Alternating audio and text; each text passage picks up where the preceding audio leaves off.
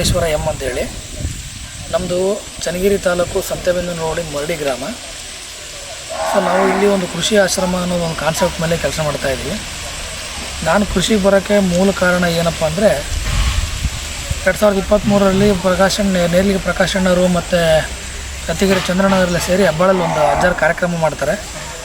ಅಲ್ಲಿ ಪರಮ ಪೂಜ್ಯ ಮಹಾರಾಷ್ಟ್ರದ ಕೊಲ್ಲಾಪುರದ ಕನ್ನೇರಿಯ ಸಿದ್ಧಗಿರಿ ಮಹಾಸಂಸ್ಥಾನದ ಅದೃಶ್ಯ ಕಾಡಸಿದ್ದೇಶ್ವರ ಸ್ವಾಮೀಜಿಗಳ ಸಾನ್ನಿಧ್ಯದಲ್ಲಿ ಒಂದು ಪ್ರೋಗ್ರಾಮ್ ನಡೆದಿದೆ. ಆ ಪ್ರೋಗ್ರಾಮಲ್ಲಿ ಸಾವಯವ ಕೃಷಿ ಬಗ್ಗೆ ನನಗೆ ಗೊತ್ತಾದ ತಕ್ಷಣ ನಾನು ಸಂಪೂರ್ಣ ಸಾವಯವದಲ್ಲೇ ಮಾಡಬೇಕು, ಅಟ್ಲೀಸ್ಟ್ ನಮಗೋಸ್ಕರನಾದರೂ ನಾವು ವಿಷಮುಕ್ತವಾಗಿ ಆಹಾರ ಬೆಳಕಬೇಕು ಅನ್ನೋ ಉದ್ದೇಶದಿಂದ ಅಲ್ಲಿ ಒಂದು ಕೃಷಿ ಆಶ್ರಮ ಅನ್ನೋ ಒಂದು ಕಾನ್ಸೆಪ್ಟಲ್ಲಿ ಇಲ್ಲಿ ವಿಚಾರ ಮಾಡ್ತಾರೆ. ಡಾಕ್ಟರ್ ನಾಗಭೂಷಣ್ ಸರ್ರು ಮತ್ತು ಜಗನ್ನಾಥರಾವ್ ಸರ್ರು ಆಮೇಲೆ ಸಜ್ಜನ್ ಸರ್ ಎಲ್ಲ ಸೇರ್ಕೊಂಡು ಕೃಷಿ ಆಶ್ರಮ ಅಂತ ಒಂದು ಕಾನ್ಸೆಪ್ಟ್ ಮಾಡ್ತಾರೆ. ಕಾನ್ಸೆಪ್ಟ್ ತುಂಬ ಇಷ್ಟ ಆಗುತ್ತೆ. ಕಾನ್ಸೆಪ್ಟಲ್ಲಿ ಏನಪ್ಪ ಅಂದರೆ ಈಗಿನ ರಾಸಾಯನಿಕ ಓಟದಲ್ಲಿ ಜನ ಸಾವಯವ ಕೃಷಿಗೆ ಬರಬೇಕು ಅಂದರೆ ಹೆಂಗೆ ಬರಬೇಕು, ಏನು ಮಾಡಬೇಕು, ಯಾರಿಗೂ ಗೊತ್ತಿಲ್ಲ.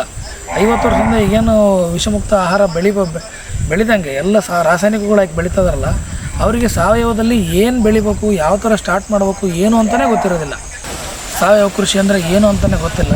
ಸಾವಯವ ಕೃಷಿ ಅಂದರೆ ಏನು ಅಂತಂದರೆ ಯಾವುದೇ ಥರದ ವಿಷಮುಕ್ತ ರಾಸಾಯನಿಕಗಳನ್ನು ಬಳಸದೆ, ಕೀಟನಾಶಕಗಳನ್ನು ಬಳಸದೆ, ಕ್ರಿಮಿನಾಶಕಗಳನ್ನು ಬಳಸದೆ, ನಮ್ಮಲ್ಲೇ ಇರ್ತಕ್ಕಂಥ ಪದಾರ್ಥಗಳಲ್ಲಿ ಬೆಳೆಗಳಿಗೆ ಬೇಕಾದಂಥ ಪೋಷಕಾಂಶಗಳನ್ನಾಗಿರ್ಬೋದು, ಪೆಸ್ಟಿಸೈಡ್ಸ್ ಆಗಿರ್ಬೋದು ಎಲ್ಲ ನಾವೇ ತಯಾರು ಮಾಡ್ಕೊಂಡು ವಿಷಮುಕ್ತವಾಗಿ ಬೆಳೆಯುವಂಥದ್ದೇ ಸಾವಯವ ಕೃಷಿ. ಅದು ನಮ್ಮ ಸಜ್ಜನ್ ಸರ್ ಹೇಳ್ತಾರೆ, ಮರದ ಎಲೆಯನ್ನು ಬೇರಿಗೆ ತಿನ್ನಿಸುವ ಕಲೆಯೇ ಸಾವಯವ ಕೃಷಿ ಅಂತ.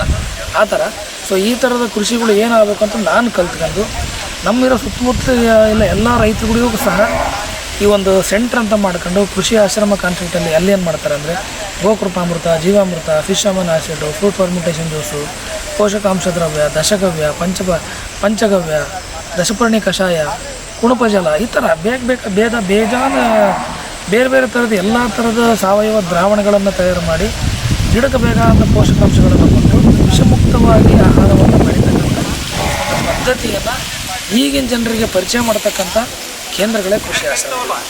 ಅಂಥ ಕೃಷಿ ಆಶ್ರಮದಲ್ಲಿ ನಾನೊಬ್ಬ ಭಾಗಿಯಾಗಿ ನನಗೆ ತುಂಬ ಹೆಮ್ಮೆ. ಎಲ್ಲ ರೈತರಲ್ಲೂ ಮನವಿ, ಮುಂದಿನ ಜನಾಂಗಕ್ಕೆ ಒಳ್ಳೆಯ ರೀತಿ ಮಣ್ಣನ್ನು ನಾವು ಕೊಡಬೇಕು. ನಾವು ಸತ್ತರೆ ಮಣ್ಣಿಗೆ, ಮಣ್ಣೇ ಸತ್ತರೆ ಎಲ್ಲಿಗೆ ಅನ್ನೋದೊಂದು ಇದಿರುತ್ತೆ. ಆಮೇಲೆ ಇದನ್ನು ಕಲಿಯೋದು ಹೆಂಗಪ್ಪ ಅಂತ ಅಲ್ಲಿ ಕಲಿಬೇಕಂತ ಶ್ರದ್ಧಾವಾನ್ ಮತ್ತೆ ಹೇಳ್ತಾರೆ. ಶ್ರದ್ಧೆ ಇದ್ದರೆ ಜ್ಞಾನ ಸಿಗುತ್ತೆ. ಎಲ್ಲ ರೈತರು ನಿಮ್ಮ ಮನೆ ಪೂರ್ತಕರಾಗಲಿ ಸಾವಯವ ರೀತಿಯಿಂದ ಬೆಳೆದು ನೀವು ಆರೋಗ್ಯವಾಗಿದ್ದು ಸಮಾಜನೂ ಆರೋಗ್ಯವಾಗಿರಲಿ. ನಮಸ್ಕಾರ.